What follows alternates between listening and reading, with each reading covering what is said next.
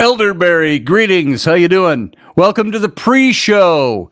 Everybody else who's listening out there, even if you're not in the chat room, this is the pre-show. Nothing to go apeshit over, nothing to shake a stick at, nothing to write your mom about. This is the pre-show where we're just getting set up for tonight for the first 3 minutes at the top of the hour. We've got less than 2.5 minutes, and we go live over on the radio station, and we're already live here on the stream, which is already broadcasting to YouTube. So if you're over at YouTube, you're catching us, which is the best place to get the chat room. Kalina, welcome. Good to see you. Elderberry, good to see you. I notice that my attention can't stay on a read. You talking about books? The whole thing? Why can't we read anymore? Yeah, we'll talk about that. We'll talk about attention spans. And if that's one of the reasons why we can't stay on a read. I got to lower the temperature of my lights here. Hang on. That's part of the pre-show. That's why we have it.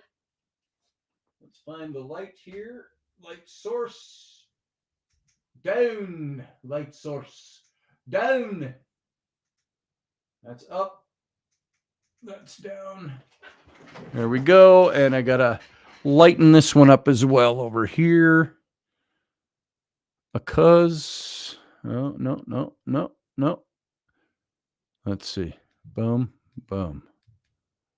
That's as light as that'll go, or as dark as it'll go. There, I think that's a little better.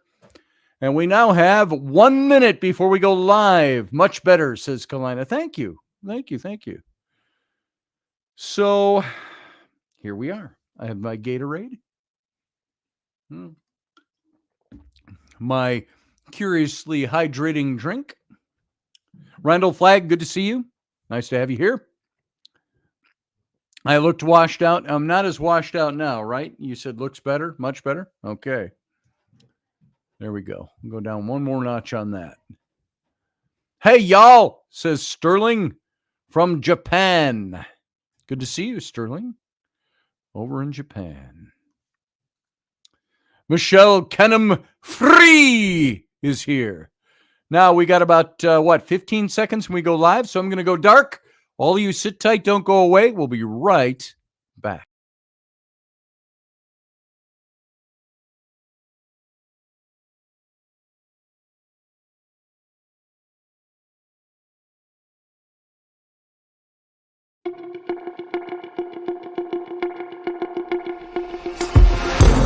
Intrepid radio program with Scotty Roberts. Intelligent talk.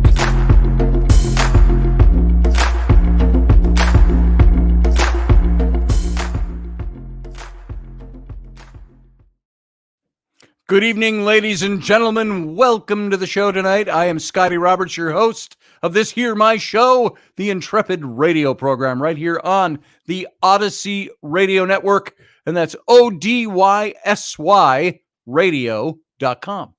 If you want to hear this show in its audio format only.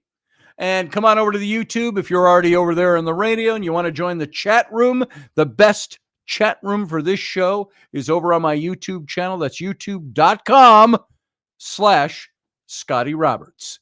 And you'll find this show over there right on the main page.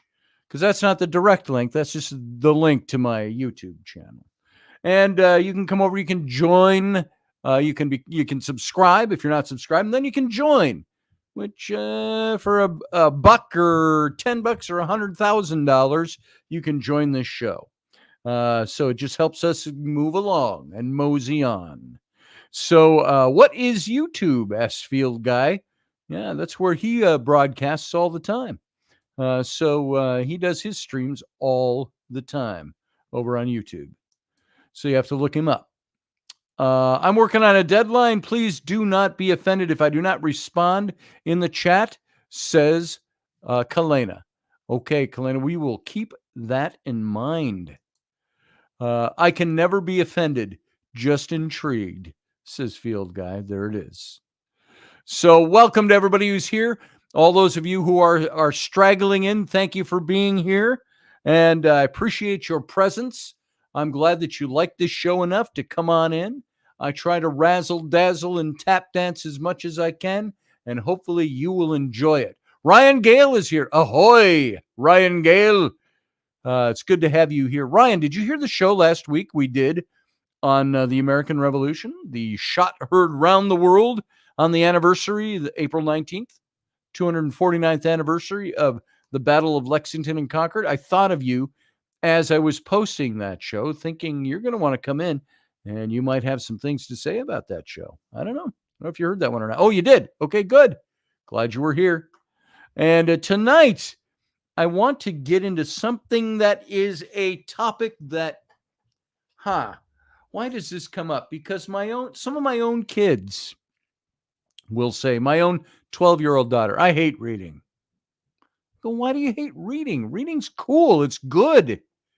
It transports you. It brings you places. No, she doesn't like reading. I love reading. And I'm wondering why our kids. Now, I didn't like reading when I was a kid. I'll give her that much. That's something that grew on. Maybe it will for her too. My older daughters, my twin daughters, they loved reading. They were voracious readers the whole time they grew up. And they weren't nerdy people. And nerdy people, you don't have to be nerdy to like reading. Derek Zolander's School for Kids Who Can't Read Good. There it is, JP. Thank you again for that. And so I want to talk about reading tonight and what's good about it. I want to ask you the question. You can put it in the chat room. You can come into the Captain's Cabin, our after show, if you're not familiar with the show. And we'll talk about that a little more in the Captain's Cabin, where we can have your calls and you can call in. We can talk about it. But what does Field Guy say? My brother works at the library. That could be a reason why you do or don't like reading. It's what I'm here for. Laughing my ass off, says JP. So yeah, you can all call in. You can comment. Tell us what your books are. I'm going to start by asking you, how many books did you read last year? In all of 2023, how many books did you read? I'm curious. What did you read last year? I was going to pull them out, and I didn't. Now, is reading your own book, does that count? Yeah. I read, of course, The Sword and the Clay. I've read books that I'm doing, by the way, an audio version of The Sword and the Clay. That'll be coming up soon. I read a couple of books. I've started like 30 books in the last year, but I've only read through a couple. And I thought, I'm down. My count is down. I read 4 books last year. And could that be better? Ryan Gale says, do audiobooks count? I think it's the acquiring of, I was going to say literary something, but I can't modify that. So of literature, acquiring of literature. Reading is audiobooks. Yeah, that counts. I think that counts to a certain extent. But tonight, what I'm going to talk about is kind of the reading versus what the digital age has done to our ability to read. And I think this is an important topic, and it can be a fun topic. It can be a spiritual topic if you want to make it that. It can be a science fiction topic if you like to read science fiction. It can be a biographical topic. It can be a historical topic. It can be any kind of topic, a romance topic if you want it to be. Hey, Sarah. And just as I say that, in comes Sarah Youssef. How you doing, Sarah? So all of this, I want you guys to ask yourself, and we kind of hit this a little bit on Sunday morning because I was introducing the topic on Sunday morning to say, here's what we'll be talking about on Monday. Talking about reading. How many books have you read? What has been and I know this is a tough question. It's like asking, what's your favorite movie? I got about a dozen favorite movies. Which one rises to the top for you? Let's move that into books. Do you have books that you've read where you say, this is one of my favorite books that I've read? Sarah says the digital age changed the brain processing and chemistry compared to how people used to read in the past. Bingo. That is pretty spot on. That's actually what happens. Field Guy says, I need many pictures for it to be a good book, mostly with clad NVM. Clad NVM. I don't know what that is. Why am I missing that? I don't know what NVM is. What does that mean? NVM. Can I find it by doing this? Do you mean CLM NVM? How can the default node version be set using NVM?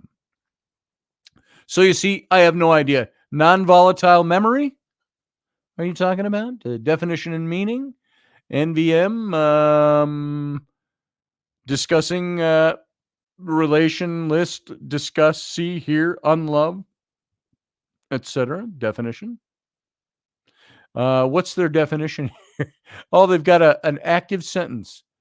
Mrs. Lowe, clad in skinny jeans and a season-appropriate crocheted sweater, played the part of London party girl by stripping down to a white tank top and twisting to the Beatles, spun by New York native DJ NVM. Is that what you're talking about, dude? That doesn't sound right to me. I don't know. Oh, because he was going into a risque topic. I just sabotaged the show unwittingly. Sorry. Yeah, you didn't sabotage us. Don't worry about that part. It's all part of the program here. Randall Flax is also adulting with so many other things, taking up what used to be free time.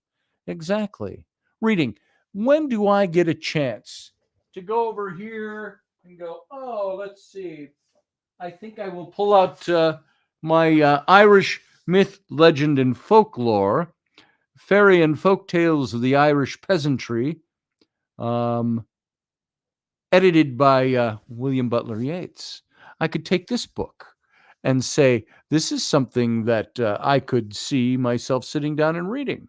But sitting back in my chair and opening the book and going, where shall I start? Oh, let's see. Did you see that bit of a lake? Said my companion, turning his eyes toward the activity that overhung Longlow. Blah, blah, blah. Do I have time to sit back and read a book? Not lately, I don't. So adulting, yes, Randall Flagg, makes it tough to sometimes sit down and read. What is this? JP, moving on. So there you go. Yes, we are moving on. Barbie D, welcome to the show.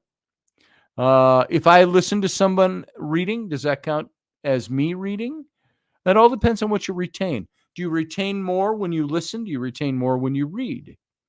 That's a good question, I think, to ask. What are you retaining? I listen to books now while I'm painting, while I'm working on illustration work or doing it. I can't listen to audiobooks when I write because I'm creating text in my head.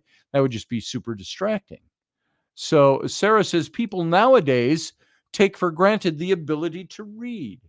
They should talk to older generations where reading is not easily accessible and is more or less unavailable. Very true.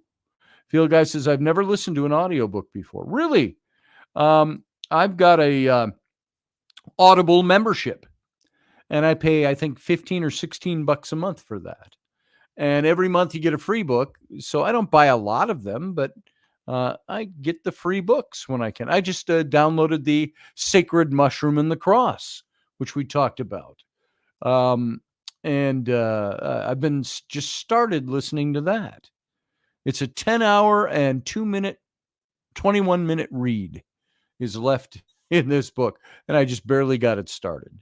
So Randall Flagg says, I've yet to start Dr. Sleep because I misplaced it right after purchase. Found it the other day. Well, right on. You can start reading that. So I love books and I love reading them. I love collecting books. I love hardcover books. I've got books over here that I've read my son, like this one. I will just grab this because it's right here. And I read this book, John Carter of Mars. And I love this edition. It's a leather-bound edition, or faux leather anyway. And it's a good-looking book, and it's got all these novels in it by Edgar Rice Burroughs, A Princess of Mars, The Gods of Mars, The Warlord of Mars, Thuvia, Maid of Mars, and The Chessmen of Mars. And I read John Carter of Mars to my son, the first of the novels. And this was before we saw the movie. And then he thoroughly enjoyed the movie, although he said it's not like the book, which I think we won that one. But he loved this book, and I loved reading this to my son. So when my son had this read to him, great for him. He retained it. Nothing wrong with having somebody else read you a book or listen to an audiobook. However, he's going to pick this up and read it himself again someday. Like I said the other day, he picked up his own copy. It's a book just like this, about that thick, a little thicker than this. The complete works of, why did I just blank on his name? Cthulhu. What the hell is that old man brain farting going on? Somebody help me. Who wrote about Cthulhu? And why am I spacing on his name all of a sudden? Lovecraft, H.P. Lovecraft. Thank you, Sarah. Thank you, Randall. So my son is reading that, and he said it's a little more difficult than reading a current book, but he's really enjoying it.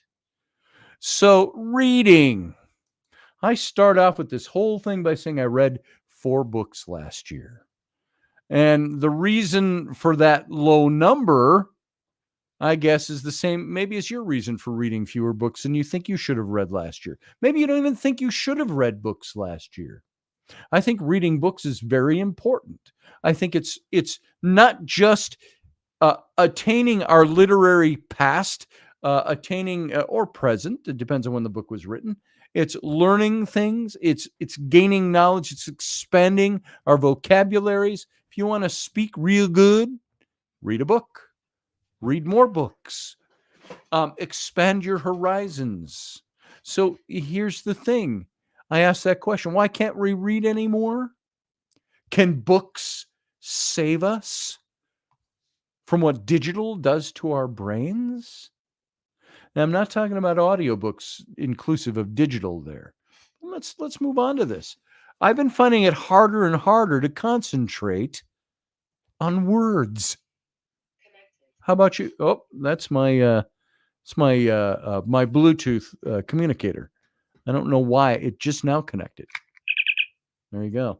Well, that's up. Does that keep me from reading? No, not necessarily. But my Bluetooth just connected that all on its own. How about that? That's what you heard in the background. Connected.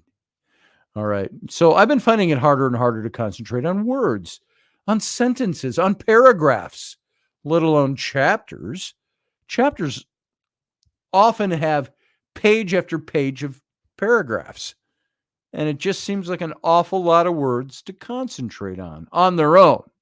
Have you ever read a book and you find yourself 3 pages later going, what did I just read?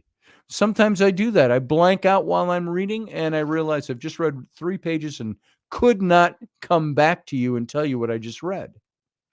And thank you, by the way, Ryan. I saw you put in Lovecraft as well. Didn't want to skip you. That is not dead, which can eternal lie. And with the strange aeons, even death may die. I don't know who said that, but thank you, Randall Flagg. Oh, that's the Necronomicon. Got it. So the Ash Williams way? Maybe. And so when you start asking yourself, what about reading? Do you get stuck on words like I do these days? Can you not concentrate them on their own without something else happening? And once you've finished one chapter, you have to get through another one, and usually the whole bunch more after that. And before you can say finished and get to the next book, the next thing, the next possibility, the next thing. And so reading feels like work sometimes. How many times do we read for our enjoyment? Yeah, a Star Trek communicator that actually communicates. It does. This one connects to my Bluetooth, elderberry. And you can... voice command. There you go. Voice command. So I can make calls with this and I can everything. So it's kind of fun. And I just like I like that sound. So it sits over here and it's on its charging stand.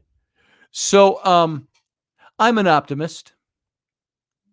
Most nights last year, I got into bed with a book, paper book, or an ebook.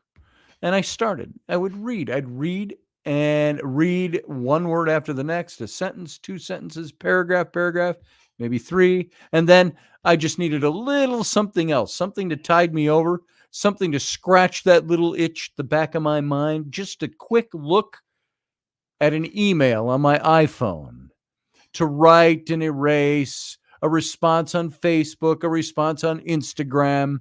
I would take a break after reading a chapter. I go, I'm going to go check my email. I'm going to go check my messages. And so I'd look at them and I'd respond to a funny tweet. I'd find somebody and follow them. I'd find a link to a really good article in the New Yorker or the New York Times, which are hard to find in the New York Times anymore. Or better, the New York Review of Books. I liked reading those. I like looking at videos of recipes of great food to make. I think, oh, I'm going to make that for Rainey and the kids one of these days. And I might even read all of the articles that I look up. And articles have to attract me by their titles. I get drawn in. I'm a sucker for a good title. And sometimes I start reading the article and I go, oh, that sucks. But then I'm back to emails. And then I'd read another sentence of the book. That's 4 sentences into the book. Smokers who are the most optimistic about their ability to resist temptation are the most likely to relapse 4 months later. And over-optimistic dieters are the least likely to lose weight. That's from Kelly McGonigal and the Willpower Instinct. It takes a long time to read a book at 4 sentences per day. I have books stacked up in the bathroom that I've started with all earnestness to finish a book. It was a book about Native American brothers and friends living on the reservation who killed a deer. And there's something about the death of this. There's some mystery going on that I don't know what it's all about. I don't know who's been killed or murdered in the process, who's gone missing, but there's a mystery unraveling. And it's written very well by a guy who knows life on the reservation very well. It's a contemporary novel. But now it's been so long since I've read that I'm going to have to go back and probably start it over again or familiarize myself with it. It takes a long time for me to read a book sometimes. And it's exhausting. I usually fall asleep halfway through a sentence, number 5. I'll do that when I read. I can fall asleep. Or my hand falls asleep because I'll sit on my side so my back can be to Rainey and I've got a book light and I'm not shedding light on her and things like that because she's got to sleep in total darkness, which I can't do. And so I'll read. Sometimes I read for this show, things that I want to know something about. My phone will not stop talking to me. Hold on. I got to see if I can turn that off. Come on, turn off. It's not doing it. There it goes. It just went. All right. Hopefully that won't keep interrupting me and distracting me. So I've noticed a pattern of behavior. Not just it just reconnected itself all on its own. All right. We'll just put up with it. So I've noticed this pattern of behavior for a while now that I read and I get distracted. I got to go check my email or I got to do this or something pops in while I'm reading and I've got to go look at it and respond to it. Or I fall asleep while I'm reading. And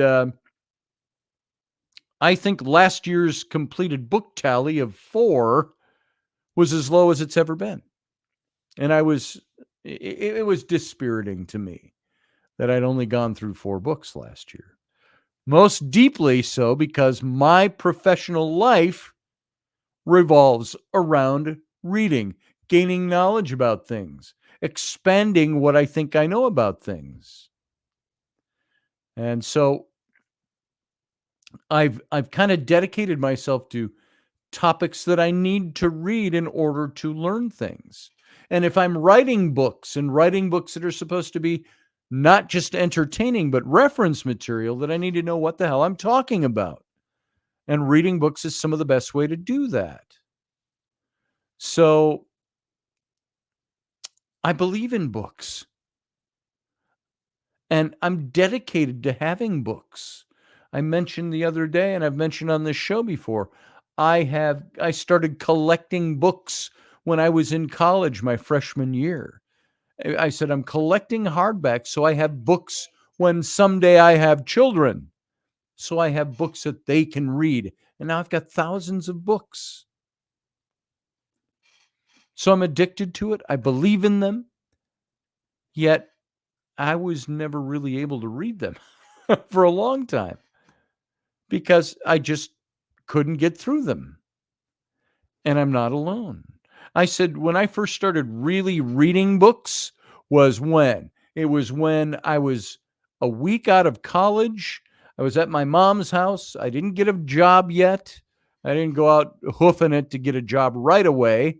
I spent that first week reading a stack of Star Trek novels, all based in, this is 1980. So they're all the Star Trek novels, the little mini thin novels, paperbacks, all based on the episodes of the show.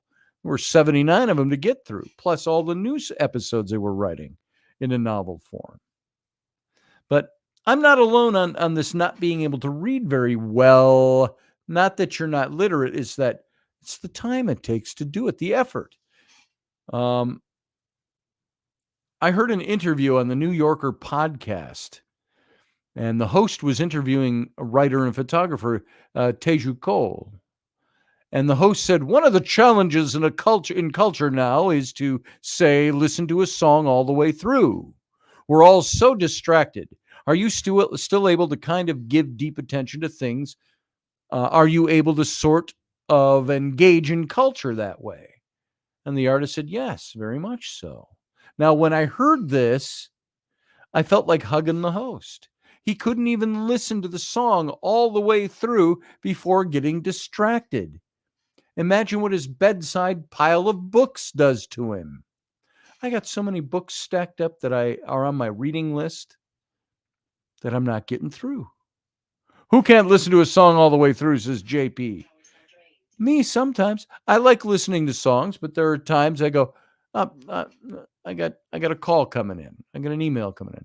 I'll wait till this song is done. Sometimes I do, sometimes I don't. I like music, though.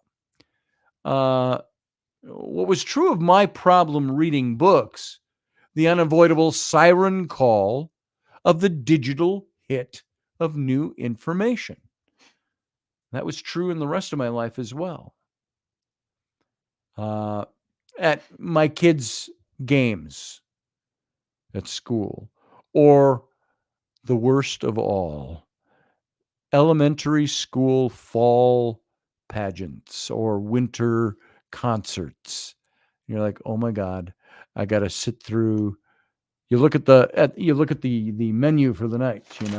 You pick it up and you go, oh, got the second graders. They're doing 2 songs. The third graders are doing 2 songs. The fourth grader is doing 2 songs. Then my 5th grader comes on with the 5th grade class and does 2 songs. Then I got to listen to the 6th graders do their 2 songs. And then they do 2 songs with the whole group. And then you can go home. It was fun when they were in 2nd grade and you could leave after the 2nd song, but you had to stick around and wait for them. So when my daughters and my son, when they had these concerts going on, you'd watch them. They do their actions with their hands, and I'm a Christmas tree. Ho, ho, ho, who wouldn't go? Ho, ho, ho, who wouldn't go? Oh, up on the housetop, clip, clip, clip, down through the chimney with good Saint Nick. And they're all acting it out and doing the hand motions, and somebody's holding a sign over their face or something like that. And the cute level was extreme. And that's a moment that defines a certain kind of parental pride. My daughter had a sign with a big M on it. It's like, yes, she's the M. That's my kid. That's the M. But she didn't, you couldn't hear her sing. She kind of messed up the hand stuff and all of that. But um, she looks at the audience with her eyes wide, and she looks at us and waves. Hey, it's like, don't wave at us. The show must go on. And it didn't matter that she didn't do the thing she was supposed to. I was just proud of her. I took photos. My wife took videos. And I took photos and videos with my phone. And just in case, I checked my email during the concert. Twitter, Instagram, Facebook, email. You never know who's trying to get a hold of you. Or what might be more interesting than listening to the third graders do their 2 songs.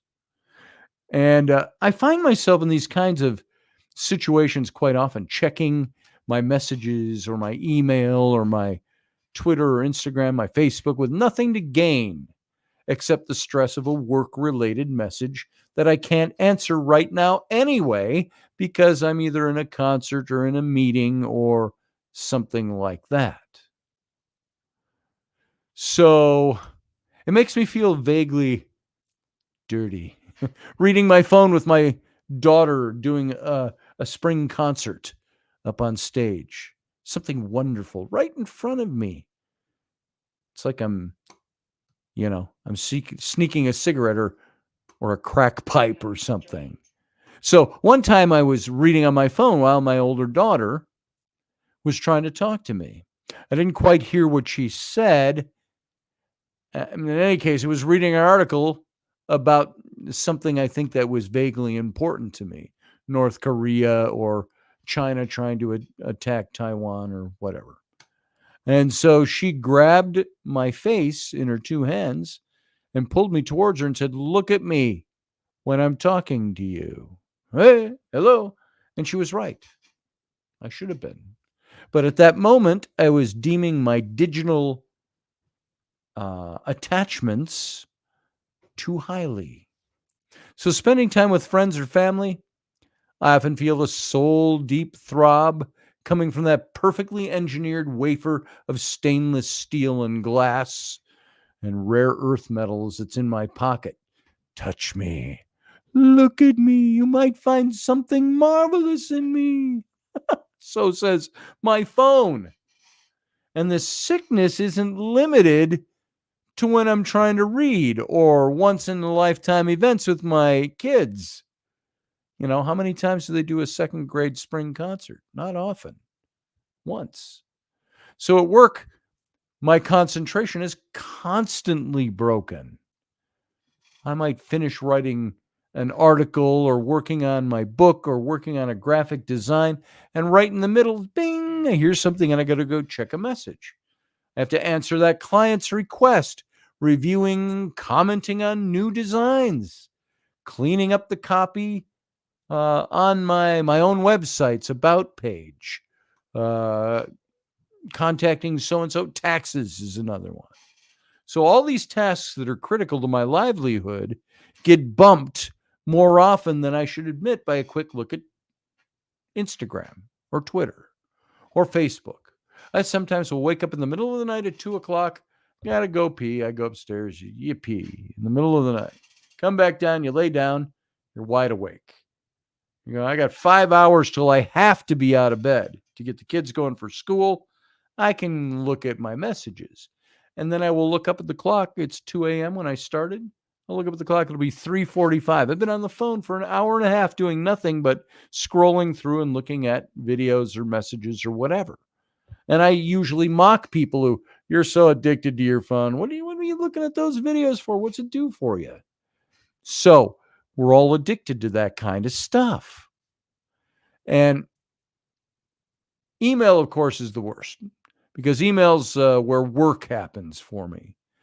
And even if it's not the work I should be doing right now, it may well be work that's easier to do than what you're doing now. And that means somehow you end up doing that work instead of whatever you're supposed to be doing now. And only then do you get back to what you should have been doing and focusing on before you check that message. So there's this thing about dopamine and digital. And it turns out that, like Sarah was alluding to earlier, well, here you go. She says, Sarah says in the chat room, do you think it's due to reprioritization and self-discipline? Yeah, I do think it's that. But let's look at this dopamine and digital. It turns out that digital devices and software are finely tuned to train us to pay attention to them, no matter what else we should be doing. So our priorities, Sarah, gets shifted. And the mechanism borne out by recent neuroscience studies is something like this. New information creates a rush of dopamine to the brain, a neurotransmitter that makes you feel good. Oh, I've got new information. I am newly informed. I am much smarter than I was 3 minutes ago. And then the promise of new information compels your brain to seek out that dopamine rush. There's the two things. The dopamine rush caused by the new information and the anticipation of new information gives us a dopamine rush to seek it out. So you can see that the brain's pleasure centers light up with activity with when new emails arrive, and that's fMRIs. You can see that happening. So every new email that you get gives you a little flood of dopamine. Sarah says that means ad marketers are like drug dealers. They really are. Field guy, I can't believe it's not butter. Bingo. Boom. So every new email you get, every new message you get gives you a flood of dopamine, little flood of it. And every little flood of dopamine reinforces your brain's memory that checking email gives a flood of dopamine. How about that? It's like almost symbiotic with one another is how that works. Symbiotic means they work off of each other. They play off of each other. And our brains are programmed to seek out the things that'll give us all these little floods of dopamine. And further, these patterns of behavior start creating neural pathways so that they become unconscious habits. Work on something important, brain itch, check email, dopamine, refresh, dopamine, check Twitter, dopamine, back to work, over and over. And each time the habit becomes more ingrained in the actual structures of our brains. So how can books compete with that? Getting back to books. And I'll tell you, this is a lot like, do you remember back about 20 years ago, that long ago now, the movie, What the Bleep? It's What the Bleep is that? What was the title? The What the Bleep something. And it also led to the movie The Secret. And yeah, books can provide escapism. Exactly, Sarah. I read a big article and I did a show on it once about how horror books for kids are good for kids because it offers them something that will scare them and ways that their imagination can help them get out of that scare. What the bleep do we know? That's it, Professor Bauer. Thank you. Music by John Sari. I didn't know that, but yeah. So I had people over once. This is actually what kind of started Scotch and Cookies way back at my house on Thursday nights. I had a bunch of people come over and said, whoever wants to watch this movie with me, come on over. And people came over, we watched that movie. And it was talking about neural nets and the neural reinforcements we make by the things that we believe or the actions that we keep doing over and over again. And so what happens with this whole dopamine rush, the dopamine seeking, is we create neural pathways and it becomes ingrained in the structures of our brains. And so books have a tough time competing with that. So there's a famous study of rats. Let's call this pleasing ourselves to death. John was your guest on the Nexus. Very cool. Randall Flagg says, I've read books that have had that effect. Yeah, they can do the same thing. There's times I want to get back to a book. I want to pick that thing back up and read it. So there's a famous study of rats. They were wired up with electrodes on their brains. And when the rats press a lever, a little charge gets released in part of their brain that stimulates dopamine release, a pleasure lever, if you will. And given a choice between food and dopamine, they'll take the dopamine, often up to the point of exhaustion and starvation. They'll take the dopamine over sex. They'll take the dopamine over food. They'll take the dopamine over sleep. And some studies see the rats pressing the dopamine lever 700 times in an hour. And we do the same thing with our email. We refresh, we refresh, we refresh. Pretty soon, what do you think happens? There's no beautiful universe on the other side of the email. No beautiful universe on the other side of the refresh button. And yet it's the call of that button that keeps pulling me out of the work I'm doing and out of the reading the books I want to read. Now, this might sound, you get jealous of the rats. True. Don't you wish you had a button you could push that would increase your dopamine levels? Maybe we do. Ever watch somebody play video games? You think they hit that button 700 times in an hour? Yeah. So why are books important, do you think? Let's switch gears and get into that a little bit. Why do you think books are important? Well, when I think back on my life, I can define a set of books that shaped me. Now, ask yourself this question too, as I'm talking about it. Can you define the books that shaped you? That shaped you intellectually, emotionally, spiritually? Books have always been an escape, as wasn't that what Randall said? Books are an escape. Books have always been an escape, a learning experience, a savior. But beyond this, greater than this, certain books became over time a kind of glue that holds together my understanding of the world. And I think of them as nodes of knowledge and emotion. Nodes that kind of knot together the fabric of who I am, of myself. Books, for me anyway, hold together who I am.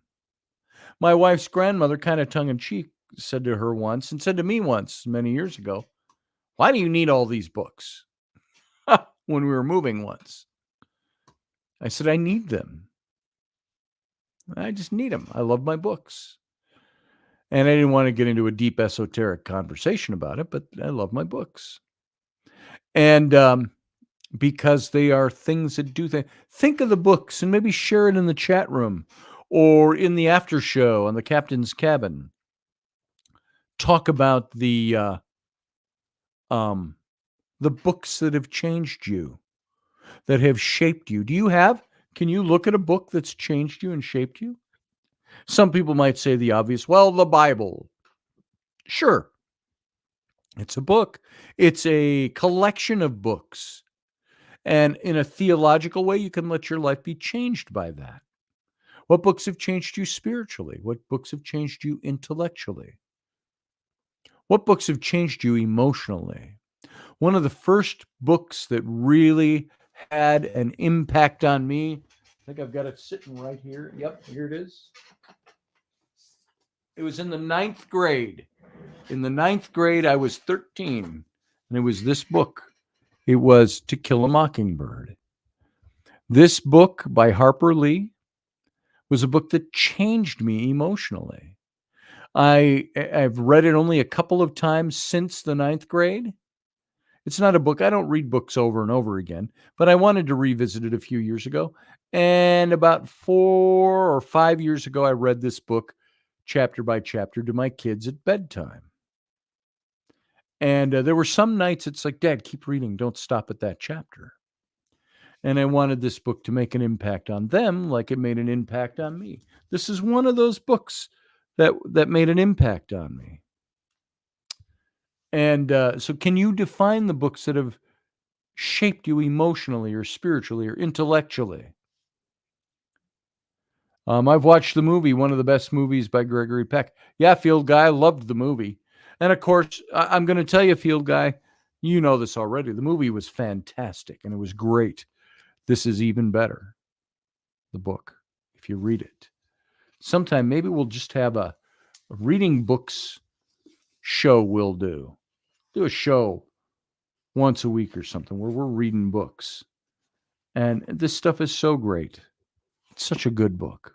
You should pick it up and read it if you get a chance. But it's taking time. You got to make time to read. So,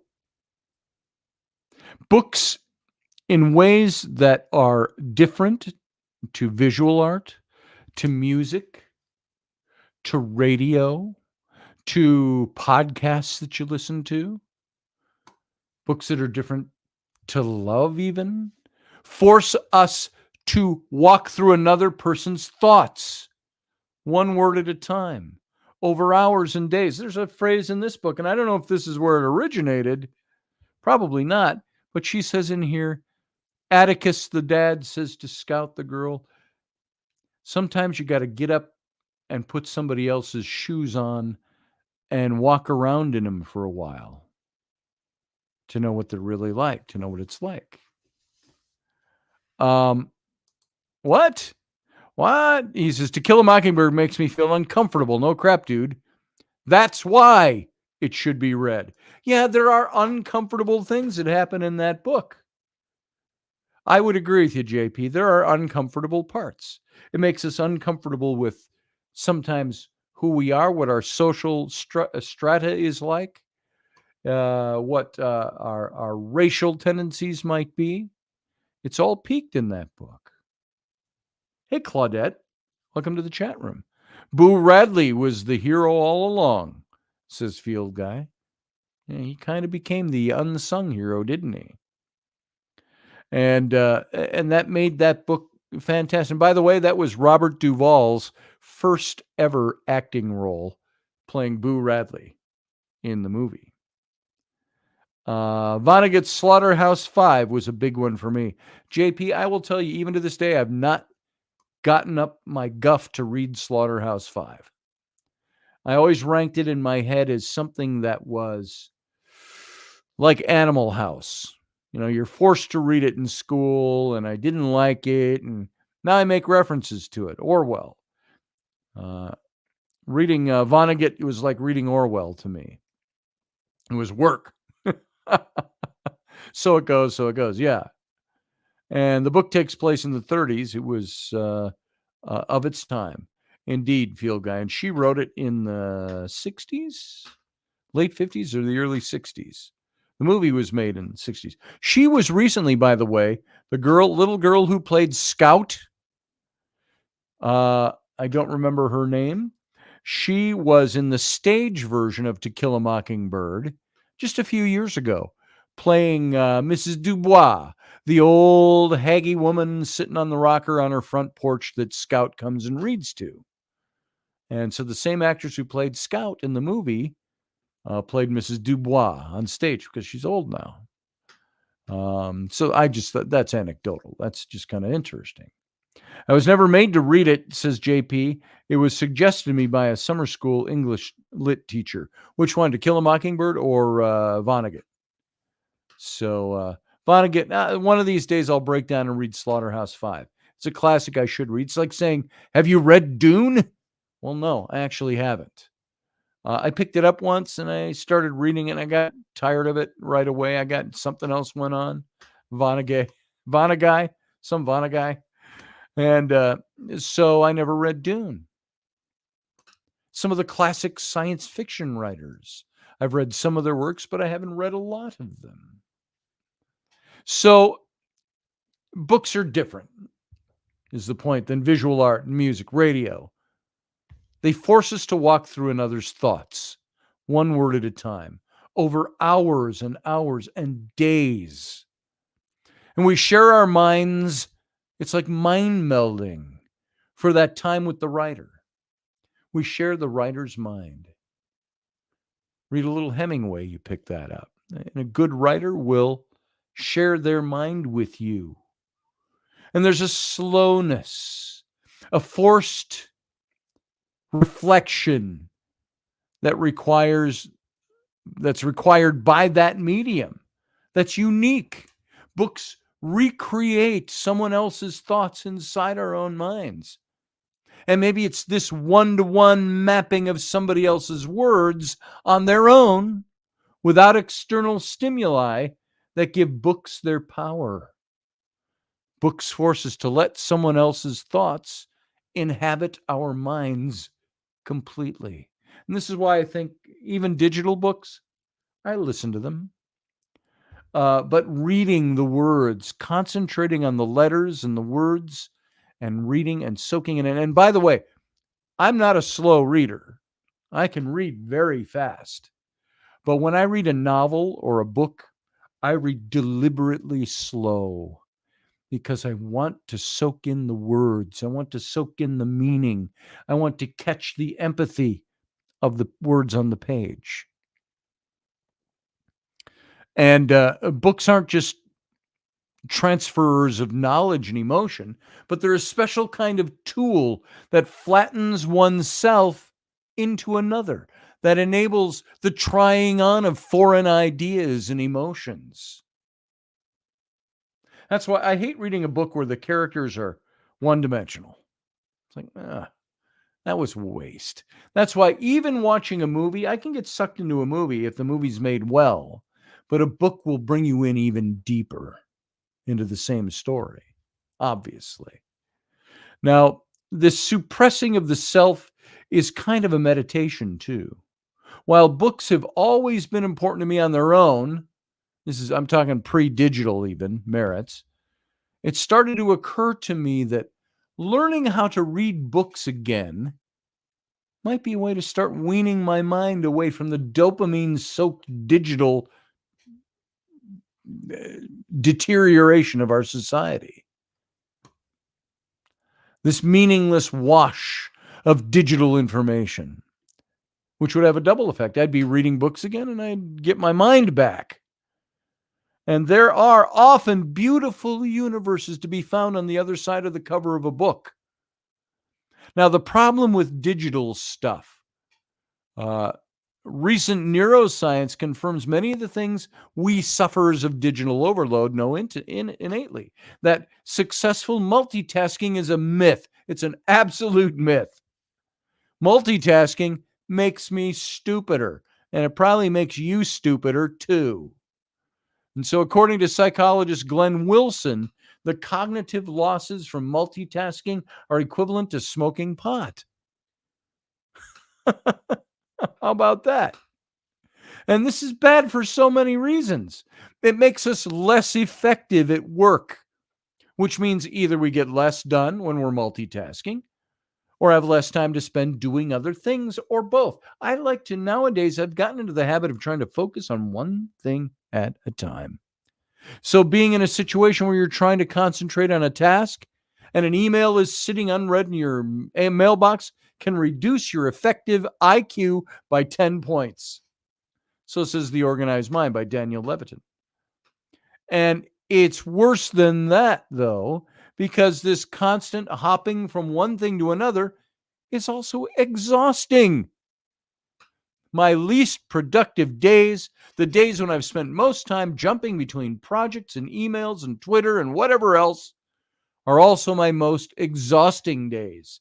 I used to think that my exhaustion was due because of this lack of focus, but it turns out just the opposite might be true. It takes more energy to shift your attention from task to task, and it takes less energy to focus. That means that people who organize their time in a way that allows them to focus are not only going to get more done, but they'll be less tired and they'll be less neurochemically depleted after doing it.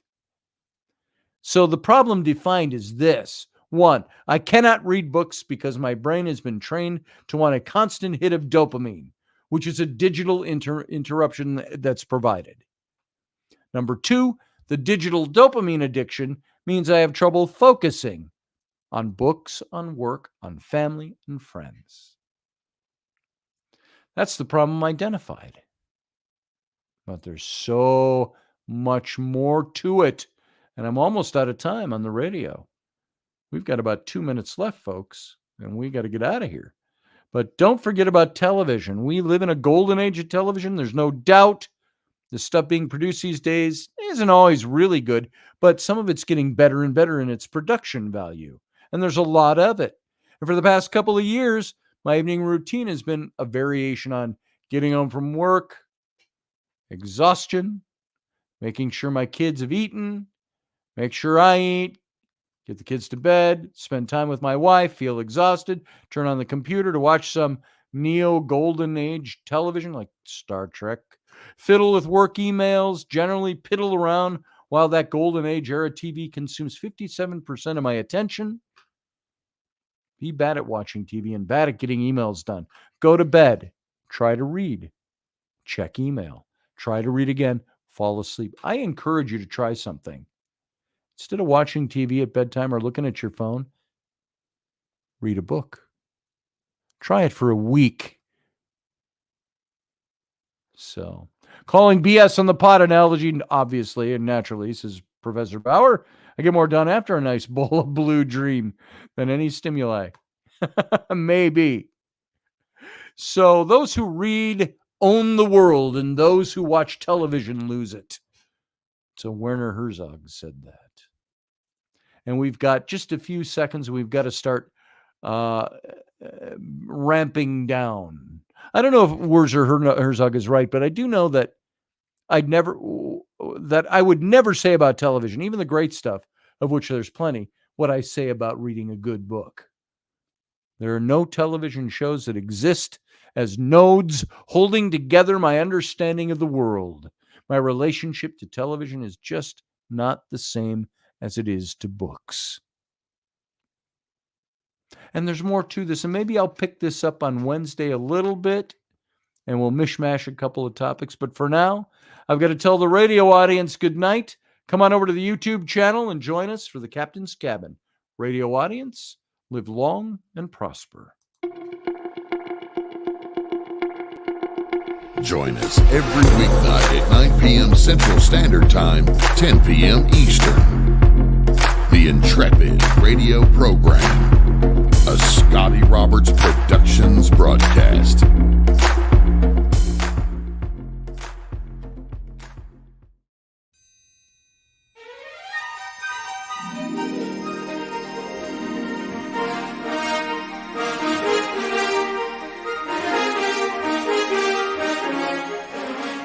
Hey folks, this is Scotty Roberts, and this is the Intrepid radio broadcast.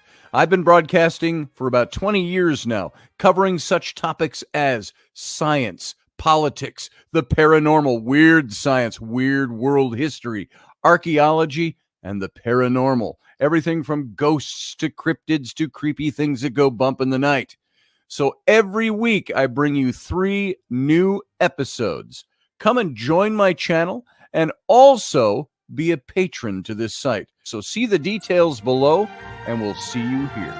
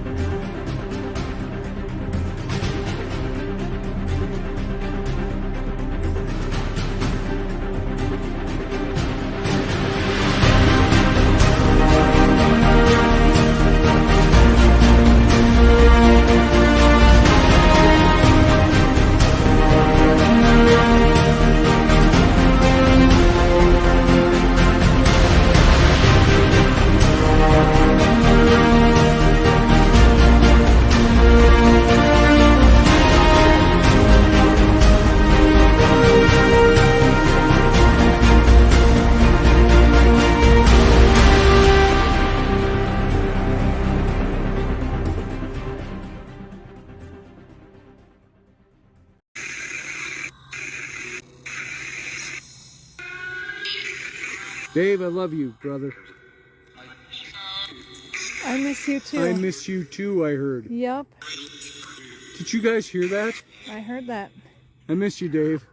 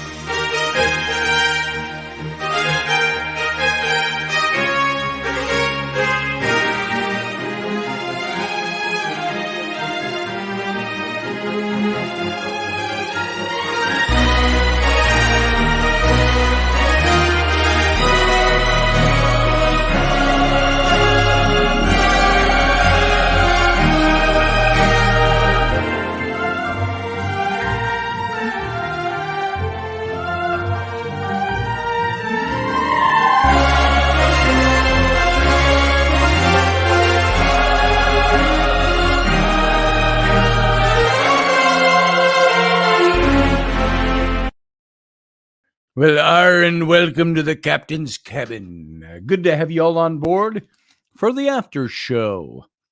You know, which only started as about a 7 to 10 minute thing about a year ago, maybe a little bit more than that, maybe 2 years ago. And every now and then we'll go a full hour. We try to cut it off at an hour. And sometimes we don't go that long. Sometimes we go twice as long. So we'll just see how it goes tonight for a Monday night. Welcome to the show, everybody. Glad you are here. Glad you were here for the program. And now we are off the radio waves, so we can invite you to come in. And I'm going to take the chat. You can call into the chat. If you call into, click that number or that link or copy that link into your browser, and you'll show up right here in my window down below. And I'll see you if you want to call in, and I'll bring you in. And you can come live on here, just like so many have done in the past. So you are welcome to call in if you're not doing other things or you got the time to spare. Come on in, and we'll chat a bit. Elderberry, I'll never forget you, Dave. He says, yeah, neither will I. Every time I hear somebody say, I'll be your Huckleberry. That's Dave, indeed. So, yeah, I miss him a lot. Miss him all the time. So, although, as I've said very recently before, he's all around this studio. You take a look around here. If you were here, half of those swords were his, the ones behind me over my shoulder. There's books of his here. Things he's made. His costumes are hanging over there.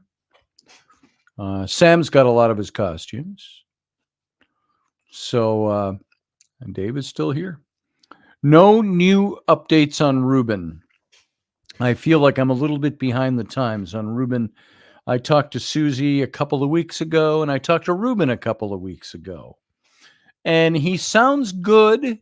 He sounds like he's in good spirits, but at the same time, you can tell he's missing something, and he knows it. That's the sad part, is he knows he's missing things. He knows the memory is there. He knows our history is there. And he acts on the fact that that history is there. It's part of who he is. He just can't dredge it up and remember any of it. He just knows it's so. And we don't know if he'll ever heal from that. Only time is going to tell. There have been people that one day they wake up and they've got their memories are all back. We don't know what will do that for Ruben. I hope that it happens. It's sort of like a stroke victim, field guy. Something a bit off. Yeah. And it's brain damage. Something in his brain has been injured. And he's had 2 or 3 times they've had to open up his head now and drain blood off the brain and do stuff like that. He's not missing any physical pieces of his brain. It's just like I say with this other stuff with reading, with the dopamine. There are neural nets that get built. His neural net's been cut apart.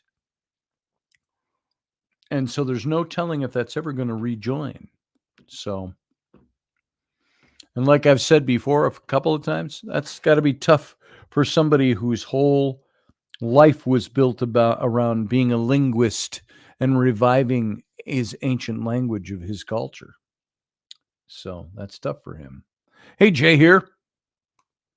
Yeah, he thinks in Lakota. Probably does. I've said some Lakota words to him, and he goes, yes, yes, yes. And he can't always repeat them, but it's in his brain, so he knows it. It's like my name. He can't remember my name. He can go, oh, hey, Scotty. Hey. And I'll go, so I always tell him when I call Ruben Misu, which means little brother in Lakota. I go, Misu, it's Scotty. You're Chie, which is big brother in Lakota. Scotty, he says, Chia, yes, yes, yes. So, and Sarah says, things can never be as it was, only can build from where we are now. Yeah. And so I'm hoping, and it's his short-term memory shot to shit. He doesn't remember things from conversation to conversation anymore. He remembers things way back, and it's between now and then that he doesn't remember. Or very little of it is retained. So, because of that damage. And Susie wasn't very optimistic about what's being done for him where in the facility where he is in New York, which is about 3 hours away from where she lives now. So it's harder and harder for her to get there. So if I may say, and I'll put this back on your guys' lap, and you can share this too, for Ruben and Susie, there is a GoFundMe that I set up. And you can go take a look. And let me sign in and I'll get you the link. I'll paste the link. You can do whatever you want. You can help out with money, $1, $100. There's people that are listeners to this show that have given $500 to Ruben and Susie.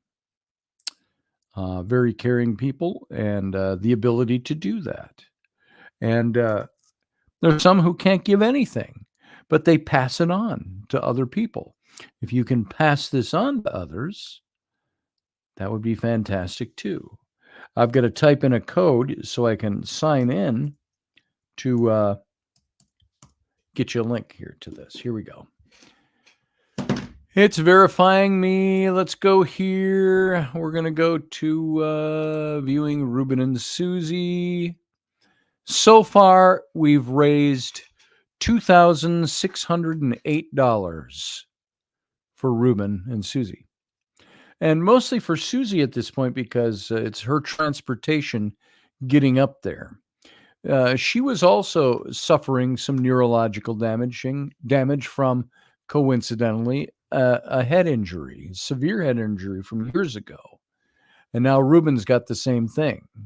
And so she has a tough time sometimes getting up there to see him. She can drive, she works, and she does all that, but it's tougher for her to get away. And this has been since October, I think, is when this all happened with him. So let me get the link for this. It's right here. Copy. And let me grab this link from the right spot. There, I've copied it. I'm going to paste it into the chat room. You can go take a look over there. I need to publish an update for Ruben over there and let everybody know what's going on. But there's the link that you can paste and go catch up a little bit on what's going on with Ruben and Susie. And you can, if you've got the ability, throw something in. We had somebody anonymously put in $500. That was 2 months ago. And so we've had a bunch of donations. I put 10,000 as a goal just because it's there. We didn't know what was going to happen. We didn't know how much his insurance was going to cover. And 10,000 would be sapped up in a moment with medical costs. But we've raised $2,600. It pretty much is gone. It goes right into every penny, goes right into Susie's and Ruben's bank account that she can access right away, except for their fee, which is nominal. It's under 3%, I believe, is their fee. A few bucks. And it just helps them stay in existence. So there you go. There's that. So Indian Health Services, says Jay here. Now, is this something you know about, Jay, here, or is this something that you're suggesting they look into? So, yeah, they probably have. I don't know for sure. Hey, Adriana. Hi. Welcome to the show. Thank you. Hold on a moment. I missed part of that. You might have been in the middle of coughing. Yeah, So. exactly. No, I was drinking some tea and it went down the wrong pipe. Oh, I've done that many Yeah. times. Jay here says the tribe might very well pay for his treatment. That would be awfully helpful. Yeah, definitely. So, Jay here, is this something that you know is actually happening? I don't even know. Do you know Ruben personally, Jay here? Have you told me that before and I just don't remember it? Have you checked into these things, or you're just thinking this might be a good avenue for them to look into? Yeah. Sarah says, do you think the lost ability to read, I've got to blow that up. I'm not reading it well without my glasses. Do you think the lost ability to read part of the evolutionary process for Ruben? Are you saying? Oh, wait. You're talking about the topic of the show. Do you think the lost ability to read is part of the evolutionary process? No. But then again, I don't know. Are we supposed to be advancing into something better? I think reading is something that it engages our minds. It helps us. I've got you on mute for just a second, Adriana, because there's a lot of extra noise. Just let me know when you're ready to come back on. So it sounded like there was a lot going on in the background. Let's see. Jay here says that they look into it's like going to the Indian hospital, have checked into it. Okay. And I can email you with the information. Please do, Jay here. And if you don't know my email, I'm going to put it right in here at gmail.com. That's my direct email to get to me. So, Adriana, let's see if you are back on. There you go. How you doing? I think this might be better because I went inside. It's a little windy outside. So. Oh, good. Okay. Yeah. So what do you think? What's on your mind about all this stuff about reading, maybe about Ruben, some other things? Well, with the reading thing, I think it's really interesting because English classes now, at least at the high school level, the required reading that we had, like, as you mentioned, the Kill the Mockingbird and all of those, it's not required reading anymore. Yeah. Some because schools have removed To Kill a Mockingbird. Exactly, because they say that kids can't relate to it. They say they can't relate to it, and it uses cultural language that was used in the 1920s or at the time it was written. Mm-hmm. And you can't have that in the library. You can't have kids hearing somebody call somebody else a nigger in a book. You just can't have it, even though it's part of the story. It's not promoting that language. It's saying this is the way people talked.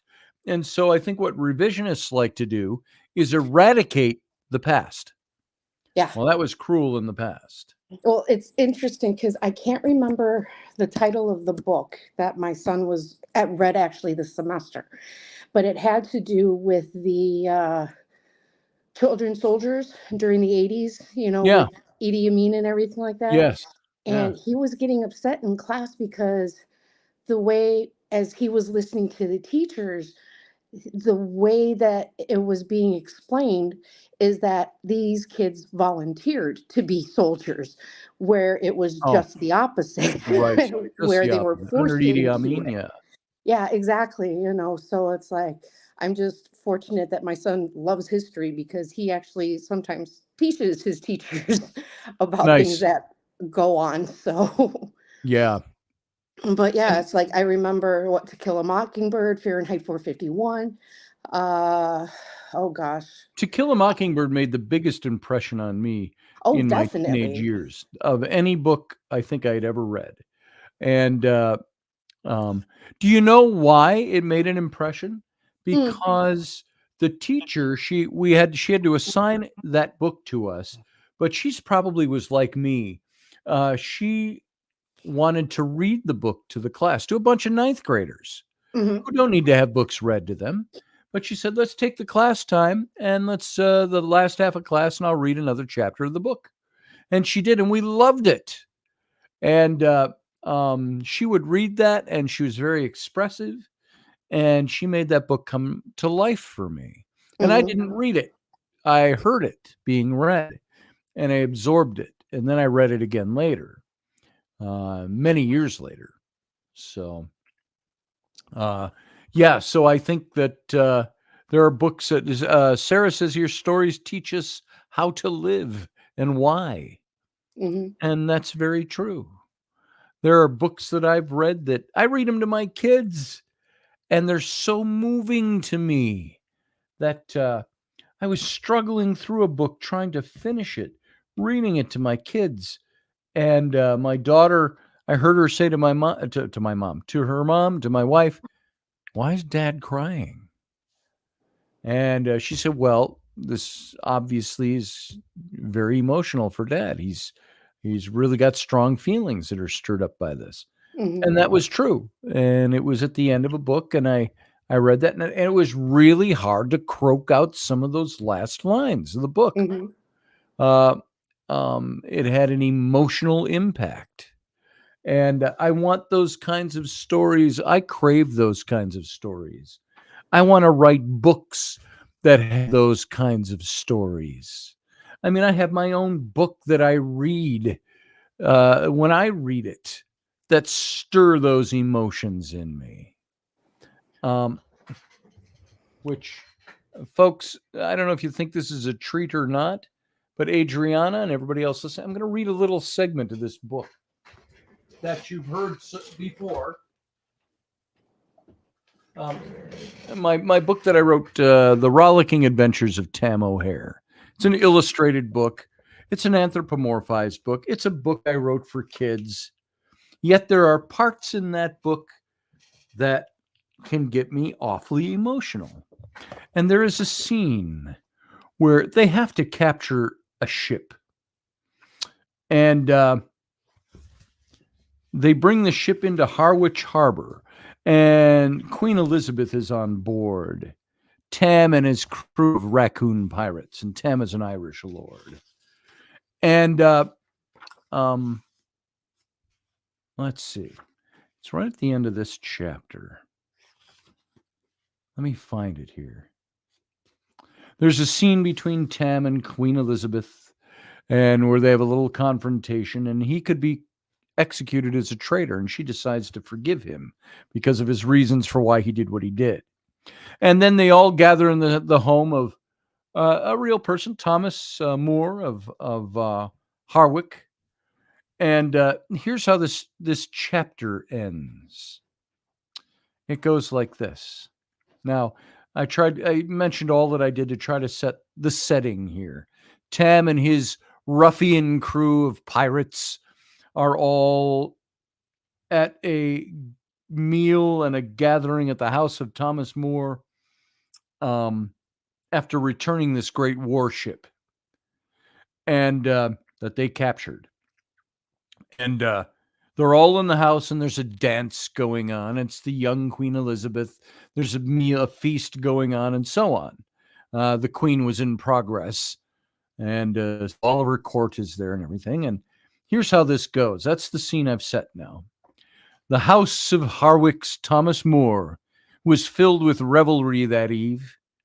Queen Elizabeth had never danced with a raccoon before, to be sure, as she considered them surly, shiftless, and below her station. Now remember, this is an anthropomorphized tale. It's all animals.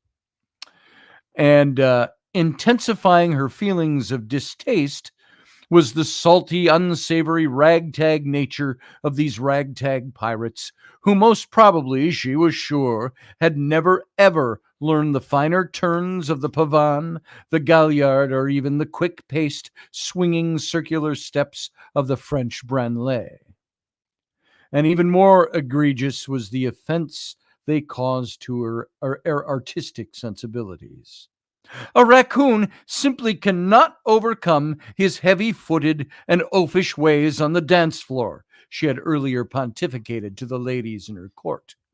Yet by the wee hours she had slowly but surely shed her prejudices and shared the parquetted floor with most of Tam's crew, who each humbly requested with hat in hand and head bowed low at least one turn of heel with England's monarch, a thing not normally experienced by many raccoons. Elizabeth, youthful, vigorous, and slightly in her cups, obliged the masked miscreants and found that she had never had a more exhaustingly enjoyable time moving to the flute, lyre, tambourine, and drum. About that time, the sun was beginning to peak over the horizon. The fiery young queen dropped into a giddy heap in a large chair and fell fast asleep. Her equally raccooned out ladies in waiting found their ways to various chairs, sofas, and pillows all around her. The queen's royal guard stood tireless watch throughout the night.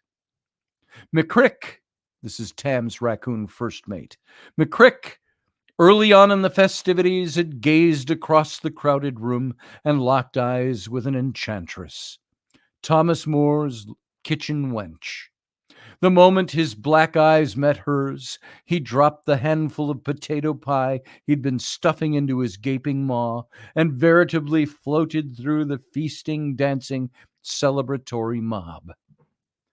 Like a ship being guided by a light on the shore, he made his way to the doorway of the kitchens, never averting his gaze from hers.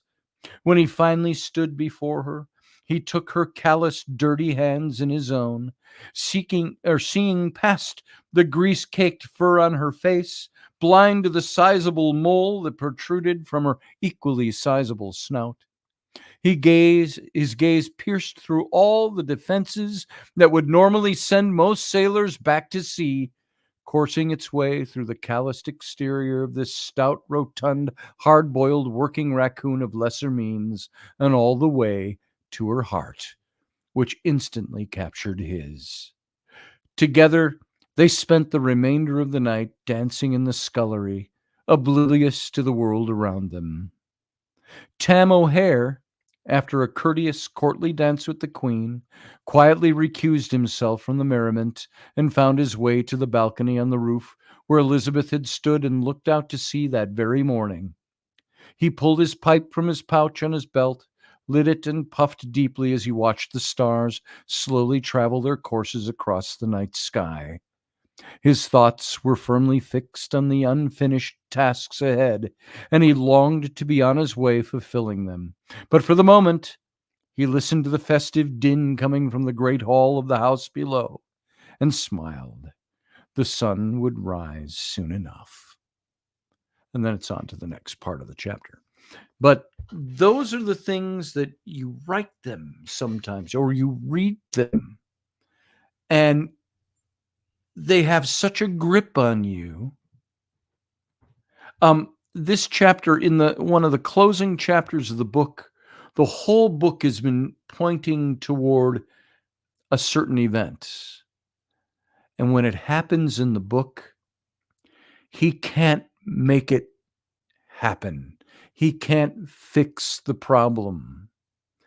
And it says he leans against the standing stone that was there on the shore of this loch, and he weeps. And high on the air, the pipes lilted, and never was piping so sad, and never was piping so sweet. And then it leads into the final chapter of the book. And these are things, when you read them in books, they grab your attention. And so what I wanted to do with this book was even though it was a kid's book, and you can hear it's written to kids, but it's not for kids. It's for adults to be able to read, enjoy as they read it to their kids. This book there were things, when I wrote that chapter where Tam is leaning on the standing stone at the end of that scene, I hit period on the keyboard and I leaned back and I was just weeping. Tears just coming down, rolling off my chin. And I sat there and I thought, why? What did I just write here that it has had that effect on me as the writer? It's because I was dredging out things that were in my own heart, things I wanted to express. And so I have said very often that this little book, The Rollicking Adventures of Tam O'Hare, is a lot about me.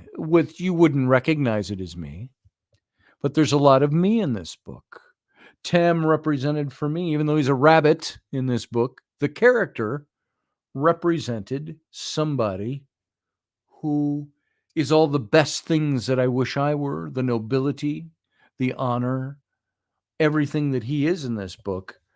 And it deals with a lot of the emotions that obviously were things that were buried in me that I didn't know how to express in any other way. And I wrote this story and it popped out. And so that's what, for me, I've read this book. I read it all. You can find it here on my YouTube channel. I've read it chapter by chapter. I didn't read it as an audio book. I commented through it and stuff like that. I may do an audio book of this. I'm going to do an audio book of The Sword and the Clay and others, but as a right proper audio book. And this is also, of course, illustrated. It's got all my illustrations in it. So here is, by the way, with he and Queen Elizabeth. I've got her in here. You got to see them in here. Here they are. This is when she's on the deck of his ship. He's taken the ship and she's on board. And there's Tam coming down from the poop deck. And there's Queen Elizabeth in the background in the red dress. So there you go. So that's what books do to me. An email doesn't have that effect on me, but a book will. Sometimes a movie will. I haven't had an audio book dredge up my emotions like that before, but it could happen. So there you go. That's what I mean by that stuff. Thoughts? Anybody? So there we go. I know with myself, a book that I read when I was little was Where the Red Fern Grows. Oh, I remember that book. I don't remember anything about it. I think I read it once. I bawled my eyes out at the end. It was Really? about a boy who wanted a hunting dog. So he saved up his money, was able to get two instead of a brother and a sister, and how he trained them and raised them and everything. And towards the end, I think I was like 12 when I read it. But I just sat there and I bawled my eyes out from it. And books have a way of being able to do that to us. It dredges up the emotion because we're not watching somebody else's interpretation, a picture in a movie or something like that.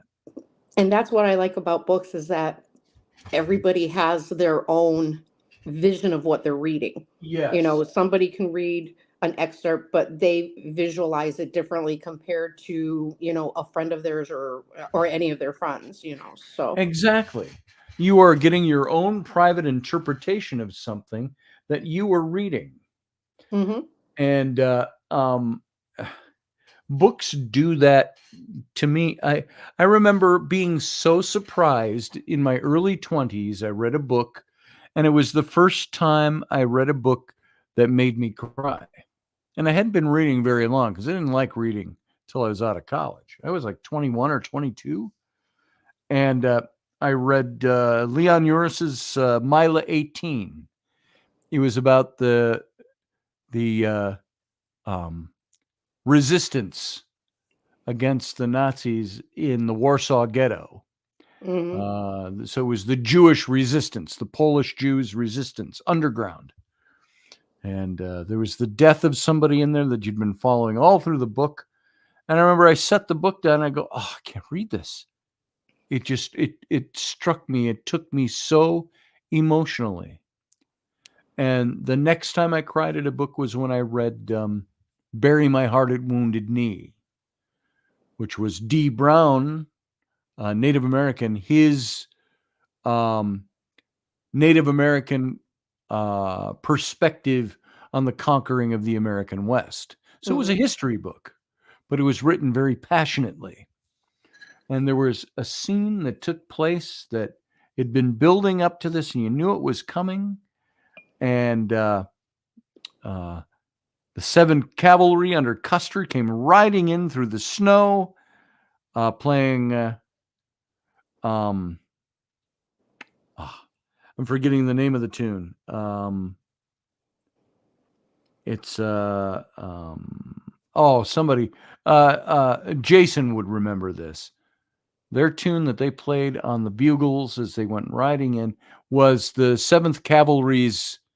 I'm gonna. You're gonna go. Oh yeah, that 7th Cavalry. Cavalry tune on bugles. Custer. Let's see. Let's just see what comes up. It was Gary Owen. Gary Owen. That's it. And so let's see if it plays right here. Is that it? It's History Boy. Okay. I thought I was going to play it. So Gary Owen.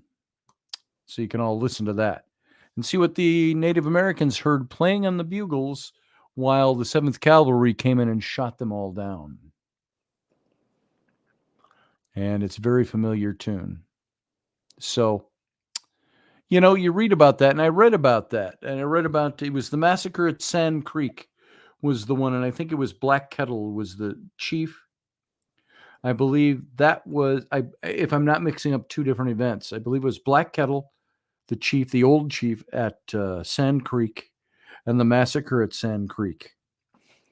That I started reading that, and I had to put the book down because I couldn't believe it was happening as I was reading that history. And so another good book, Bury My Heart at Wounded Knee. So anybody else out there listening, got a book, you got a segment of a book that hit you emotionally the way some of these have hit me? Anyone? You are welcome to say so. I'm looking to see if there's a particular book up there on my shelf while I'm talking. I'm not seeing it. I know Bury My Heart at Wounded Knee is right behind me, but there's another book that I've read some from before, but it's good. It's good. Books. Anybody else? Got anything else? And on that note, I'm going to leave because I unfortunately need to go back to work. All right, Adriana. Good to have you call in. Thanks for being here. Yep, I'll talk with you guys all later. All right. See you, darling. Good. Sarah says, aside from people suffering from pathology, most people have empathetic ability. Books can train our brains like we were talking about developing neural pathways. Yes, they can. Claudette says, where the red fern grows broke my heart. And sometimes you want to write that, you want to write a book. I'm still working on the one novel. It's been set aside because I just haven't had time. But you want to write that novel that's meaningful, that somebody will pick up 50 years from now when I'm long gone and they'll say, this book really affected me. in a good way, and it's meaningful to me. As an author, I'd like to write something like that. Of course, I'd like to know about it before I die, but if it affects somebody further down the road in a good, positive way, that's what I hope to do. And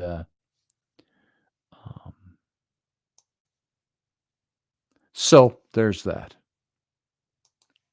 So what else anybody have to say? It is your time to call in, your time to talk. Otherwise, we are 10:37, and we could wrap just a little bit early, but I would like to find something, if it's handy, right nearby and read something to you. Hey, Sarah. Hey, Scotty. How you doing? I'm all right. All right. It's Monday. Yeah. I remember reading, and I think I read it on this show a few years ago, Malachi McCourt. His brother was Frank McCourt, who wrote the very famous award-winning Angela's Ashes, about growing up in Ireland. And Malachi McCourt became a writer when they came to America. He did a lot of stuff with the Tonight Show, the early Tonight Show, with I think probably Jack Parr. So way back, but he's now the late Malachi McCourt. But he wrote a book about his experiences growing up in Ireland and coming to America, and the things with his family and his da and his mom and all these things that he went through. And in the closing of that book, he writes about, I remember a story. He says, when I was young and the da was at home, and he took me on a walk to find this fairy well in a field. And he says, we went over this field and there and that, and it's a place he remembered where the water was pure and the fairies and all this.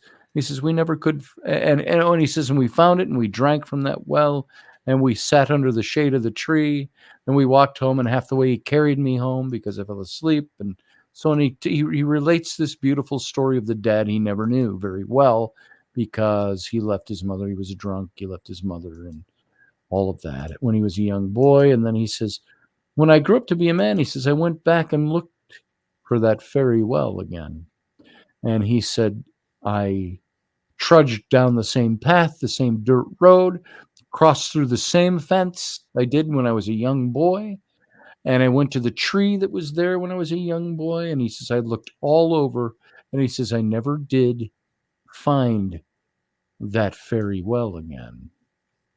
And he says, and it occurred to me, and he says, I never did find that fairy well, and I never did find the father who brought me there. And that's kind of how he ended his book. And it was a very good book. It didn't end on a negative note. It just ended on that. It was like a or a epilogue at the end that was almost set aside from the ending of the book. And it's very moving. You read that stuff and you go, wow, that's meaningful. It means something. It's deeper. There's deeper meaning to it. So how about you, Sarah? Well, I mean, it's very melancholic, and it's like we were talking about earlier in the chat room. Books, like many other art forms, has the ability to affect our minds and help build those, like we were talking about earlier, neural pathways. It's like you're constantly certain pathways in the mind. It's like you get you form trails or rug burns or whatever you want to call it, wearing the carpet of rug the brain. Burns is probably a good way to put that. Yeah. So, I mean, it's interesting, but considering, what you wanted this topic to be, do you feel like we as human beings are losing something, or are we evolving away from it? Or, I mean, where's the value? I think we have to try and pass down. Yeah, I think that and I didn't get through all of what I had for tonight, and there's probably enough to do a second show and finish it off. But I think we've lost a little something. I think we've lost ourselves in, like I said many times throughout the show, the dopamine fix. But that is a a pan problem, meaning it's not just in reading of books, it's in relationships, it's in relating to people, it's in getting work done, it's in whatever. Yeah, I mean, we I live think, in an age of instant gratification. yes, it's You know, instant gratification. we've lost the ability to be patient and wait and find value in Yes. even the waiting of it, rather than I need to know something, so we just put it into Google and get the Yeah. answer. I Versus, need to know something. And how many authors, I've done it myself with my books. If I'm looking up information for a book on, say, the Book of Enoch, Mhm. will I go down to the library and look it up? No, I don't want to take that amount of time. I'll look it up online and I'll try to find that information. And then I go to, if I look at somebody else's paper, I'll go to their bibliography and I'll look at the books that they referenced. And I will go either buy those books or I will go download and read some of those books to find the material. So I'm reading to get there, same end result, but a lot less time than finding a day to drive downtown and go to the main library in Minneapolis, a trip to the city and all of that. So I've been guilty of that. I need that. And now, writing of a book, if you are like for my publisher, New Page Books, I could have written a book a year over the last 12 years and they'd have published them all. If they were good, they'd have published them all. I could have done a book a year. As a matter of fact, there was one year I had two that I was thinking of. And he said, well, really the rule of thumb is you can only publish one book a year. And now you go back a couple of centuries. Were they publishing books a year from an author? No. It was different. Times were different. Our approach to things were different. It was slower because we weren't trying to keep up with the rest of the world in a digital format.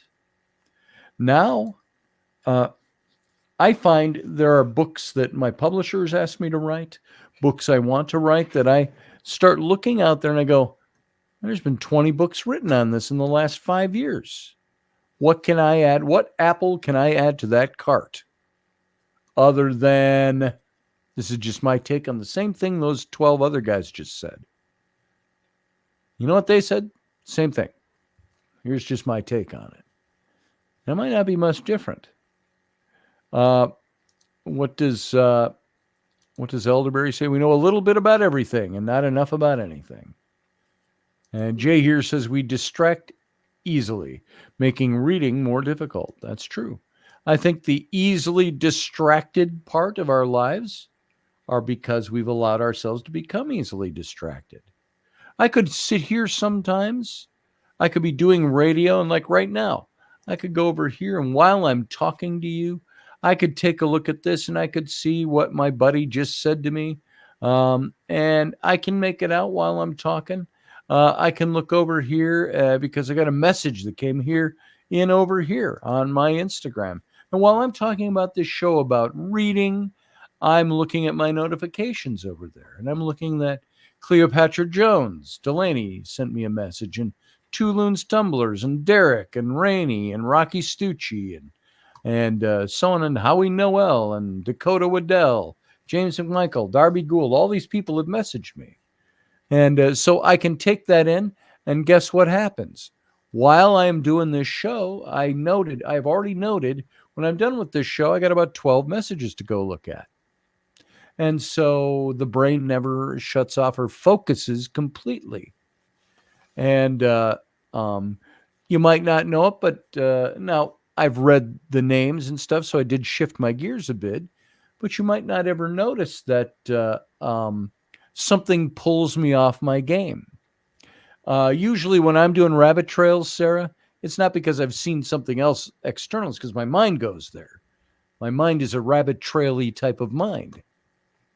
And so, when I see something pop up during a show and I click on it while I'm talking, I make note that, and so therefore I'm multitasking.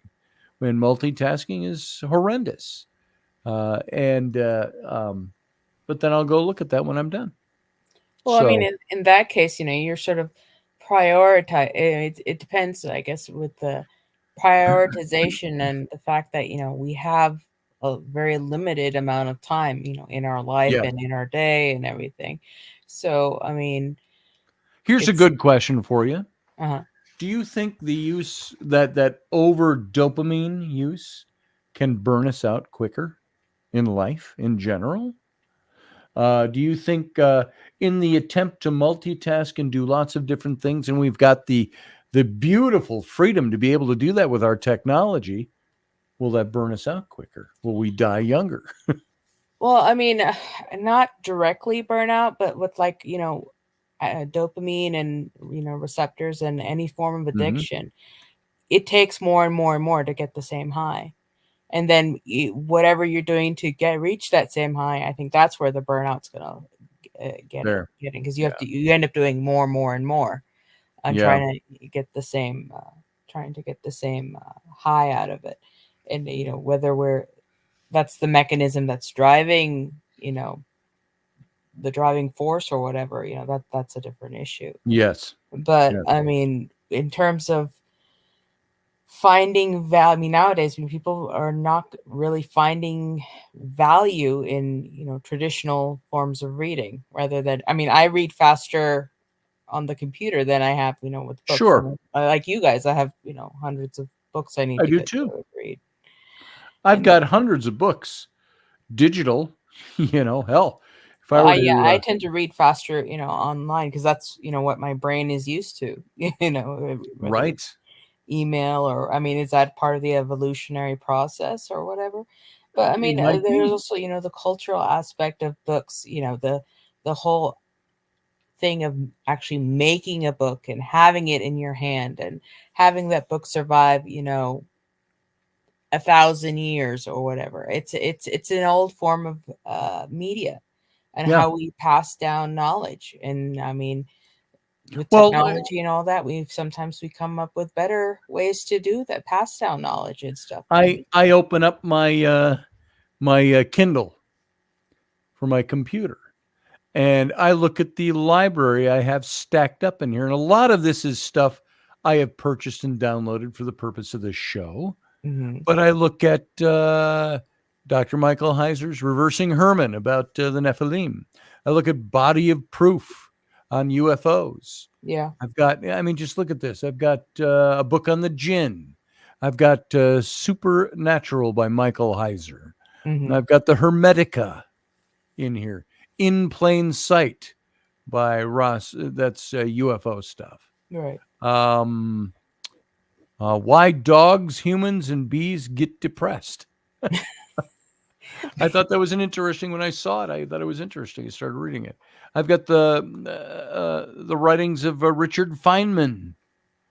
I've got Breasts, Sexy, Sacred, or Secular. Book written by Egyptologist Jane. I can't remember her last name. I can't read it without my glasses on.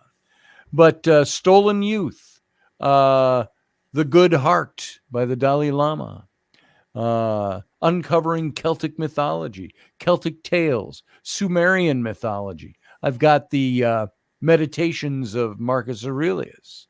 So I mean, I've got, basically, you're all over the place. But yeah, I've then got Thomas the Tank Engine in here too, by the way. yes, it's just Illustrated, which I read for my yeah, kids. And that's only about a quarter of the books that I have in here. right. And there's But some I mean, as interesting far stuff. as finding value, it's in a lot of people, and me included, have a hard time of saying, okay, I'm going to focus just on this thing. It's like you were Yeah. saying earlier about, okay, I'm going to get this book done, Yes. get this book done. And but we get distracted with whether it's kids or life or things going on, uh, other responsibilities, because and of that sort of kind of evolves down to your not even your moral character, because Yes. you choose to be responsible, you choose to take care of your kids, whether you can say Right. F this. I'm just going to go off and write this book for 8 months and Right. and then drop There everything. was one time when I was writing the book on the reptilians, the second book in that series. Rainey said, "Why don't you go to the local hotel from our house? It was about 2 miles away." She said, "Stay at the hotel for a few days and get the book finished." And that's what I did. I didn't finish it. I was distracted while I was there. It was too quiet. I had a hot tub in my room. So, and I called, "Hey, Rainey, come down and write this book with me." And so she came down. Then the kids came too, of course, wanted to sit in the hot tub and go in the pool. And so, and I'll probably do that again for writing a book. I mean, it's a slippery slope. And it's like, it's like going down the Wikipedia rabbit holes. It's like you were saying, about moving. It's easier to do that now, And yes. You look up something and then you suddenly look up and it's like 3 hours later. It's like, where have I been? I know. I've done that. By the way, JP says, "Ooh, Marcus Aurelius, going for your daily dose of stoicism." Were you around, JP?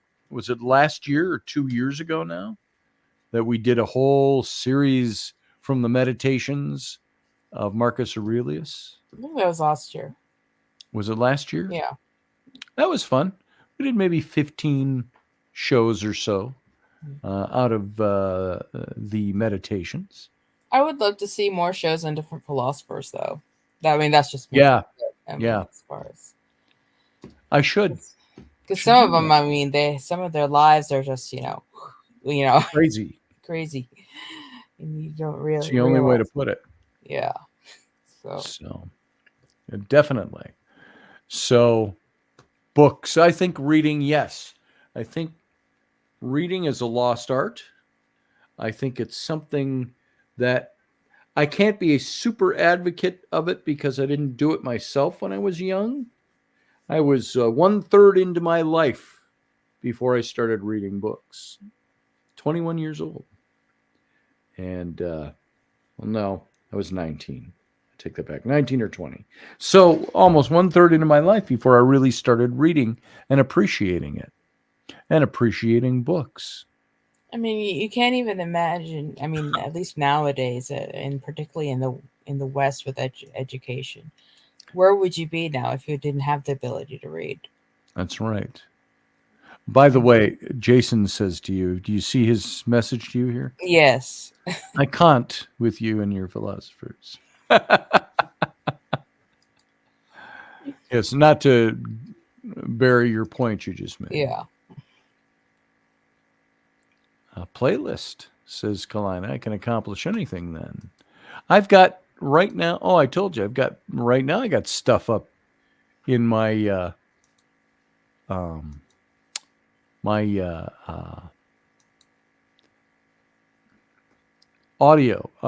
Audible account. The window's sitting here open. My Audible book stuff I mentioned earlier, The Mushroom and the Cross. See what that's all about. That's something my publisher said, I want you to take a look at that and see what you think. If you can write something kind of along that line, what that's about. So I don't know if I can top that. That's an award-winning book. Do you find that you listen better than you read as far as retaining information? Because No. it's when you think it's two different parts of the brain that you're using. I can hear things. Excuse me. It's not you. It's me. I can hear things, and they'll go one in one ear and out the other. I can be looking you right in the eye, hear every word you're saying, and go, what did she just say to me? I mean, I'm that way. Yeah. I meet people in business. Hi, my name's Bob Smith. And I go, hey. And then a little later, I'm like, did he say Bob? Because now I don't want to call him by his name because I don't remember. Because I wasn't paying attention, but I was looking him in the eye. Hey, dude. Dude, nice to meet you, man. And but if I read things, I retain them more, I think. Because it's not just, and then I read them out loud sometimes, and I retain them even more. Because I'm not only reading it, I'm hearing it. and which is weird when you think about that. So, But I mean, given that we have limited capacity and there's only so many books that we can even read in a lifetime, right. How do you choose? How do you choose what's worth? That's the thing. Yeah, worth How reading. do you choose what to read? I choose by genre, things I want to know something about. I've got a hell of a lot of books over here on, like, I've got a whole shelf over there on the Knights Templar. Haven't read them all cover to cover. I've used them as reference. I've got whole shelves of books on Egyptology. Haven't read them all cover to cover, but I use them as reference. I got a whole shelf down there. One of my friends, my son's friend from school, came down here with Flynn the other day. He goes, "Oh, man, do you have every novel that Tom Clancy ever wrote?" And I go, "Yeah, all right there in hardback." And I haven't read them all, but I'd see them at garage sales because I read one, then I read another. And I said, I'm going to start collecting these. So I've got them. What if the grid goes down? I got books. That's also my excuse. I think. So what if the power goes out? Right. What if the power goes out?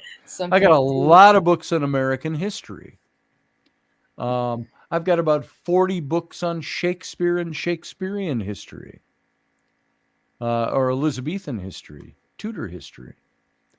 So, JP says my ability to retain from reading versus listening versus watching has changed over the years. Yeah. Maybe. How has it changed, JP?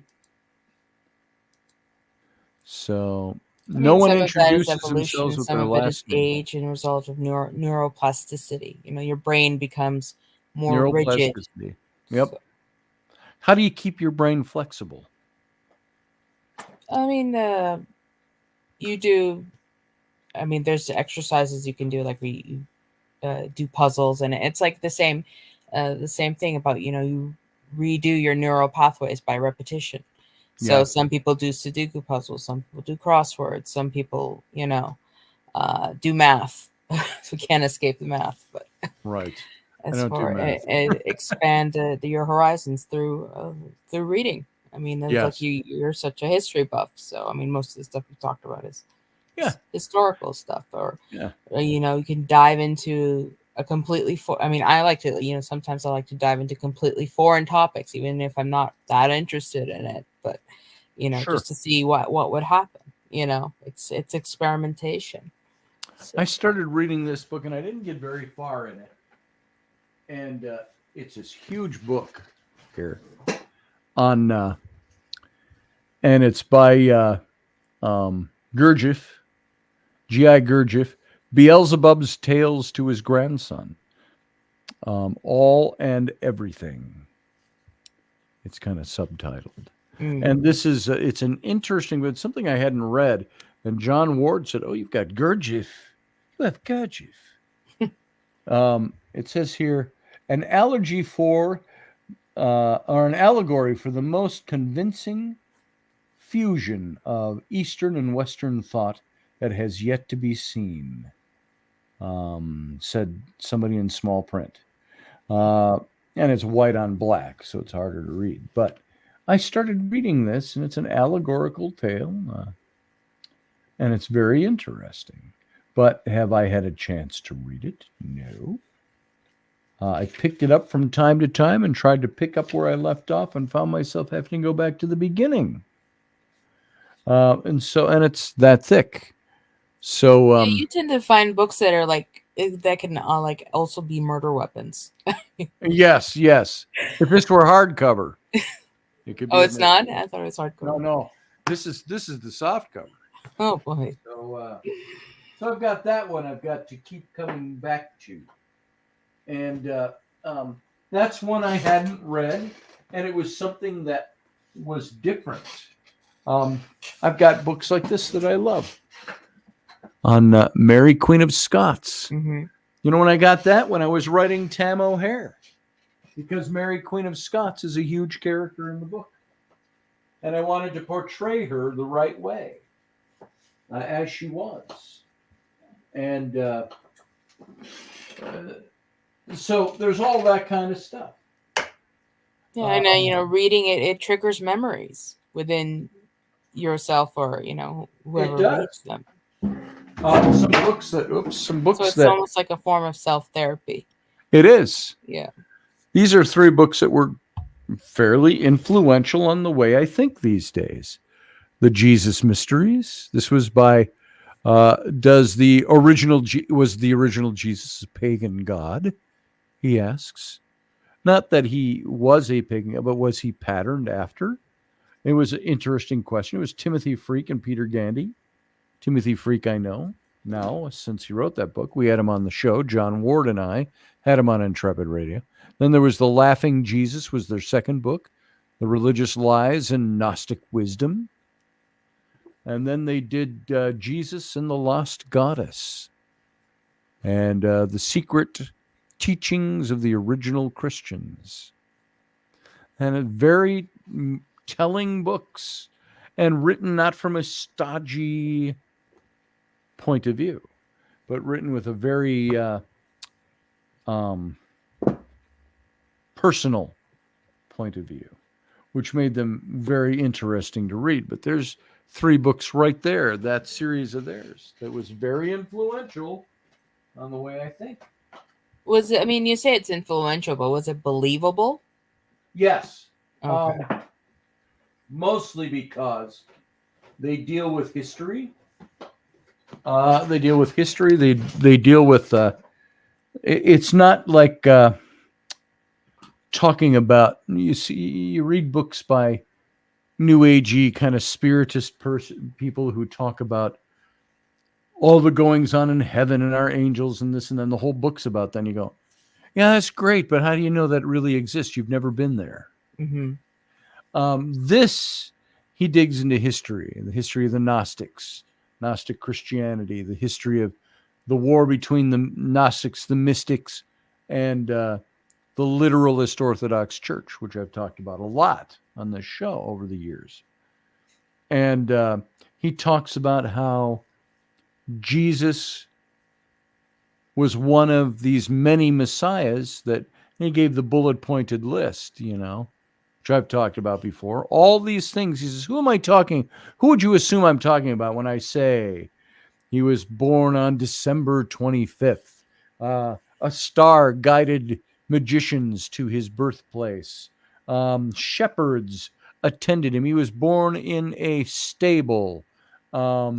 He did this and this throughout his ministry. He walked on water. He performed miracles. He raised the dead. He was executed for going against the religious believers of the day, or hierarchy of the day. It's said that he rose again after 3 days, that he ascended into heaven, was seen by all this, and they gave all these things, and you go, he said, if you would say Jesus, you'd be absolutely right, except this also applies to 12 other messiahs that took place over this period of time, and not just Jesus. And many of them before Jesus had the same exact bullet-pointed attributes, slightly different details. Right. And he said, so he's come to the conclusion that Jesus is that there is divine, but that he is a God-man like at least 12 other messiahs might have been.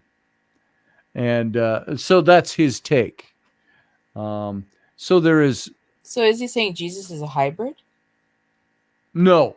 Oh. The God-man in the sense that he is the man, he is a human being who was elevated to this God status. Became a God-man. And he explains it just a little differently than that, but it's the... that Jesus, it's almost like more in retrospect. He is the God-man, just as the others were God-men. And they've elevated them to that status. That's that exoteric knowledge. Mm-hmm. And so it's an interesting read, and it's put in very simple terms. So It's interesting. And it guided me to look into other things and think about other things and study other things and write about some of those things. So, Jay here says, I like short novels. Yeah. So, anyway, there you go. Yep. Oh, Claudette says, my son had a severe brain injury 20 years ago, and he worked very hard to get better. It was hard, but 3 years ago, he went back to work and is almost normal now. Brain is amazing. That's good. Even in this day and age, there's still so much of the human brain that we don't know about. Yeah. Less than 10% that what are, science that we have understanding of now of the human brain. So Right. So we're going to leave it there for tonight. It's 11:07. I'm going to wrap this up. So, Sarah, thank you for your thoughts and your input. Exciting, fun, brilliant as ever. I appreciate you being here. all right. Thanks, Scotty. You have a good night. Take See care. you later. Everybody else, thank you for being here. We're going to get out of here. And we'll see you again. Wendy and I are definitely doing a Robertson tomorrow, believe it or not. She is feeling better. And so we're going to do a show tomorrow, 4 p.m. Central Standard Time and 5 p.m. Eastern and 2 p.m. Left Coast Time. So come on and hear us. If you're over in Great Britain listening and you want to catch us live, you can do that at 9 p.m. your time in London time. And GMT, is that what it is over there? Something. So you can catch them at 9 p.m. in the British Isles. So thank you all for being here. We'll see you tomorrow for that. And you know what? I appreciate your presence. Thanks for being here. Live long and prosper.